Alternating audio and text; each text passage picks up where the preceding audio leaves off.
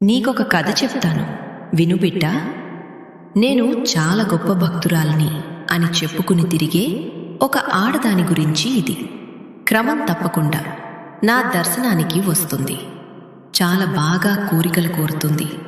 మంచిగా కట్టుబొట్టు సింగారం ఉంటుంది. కాని ఇంట్లో భర్తకు సరిగా అన్నం కూడా పెట్టదు. అసలు చెప్పాలంటే కేర్లెస్కి చిరునామా ఈ ఆడది. ఇలాంటి వాళ్ల కోరికలు నేను ఎలా తీరుస్తానో చెప్పు. అసలు నిన్ను ఈరోజు ఈ గొప్ప స్థితిగతులతో ఉంచడం అనేదే ఒక గొప్ప విషయం. ఎందుకంటే నీ కర్మ బాగోలేకున్నా కర్మ కొద్దీ నిన్ను చేసుకున్న వాళ్ళ కుటుంబం కర్మ అనేది బాగుంది. అందుకే నీ కర్మ పోస్ట్ పోన్ అయింది. కానీ గుర్తుపెట్టుకో, కుటుంబాన్ని పక్కన పడేసి నీకు నచ్చిందే ఆడతాను, నా నోటికి అడ్డు ఎవరొస్తారు అనుకో.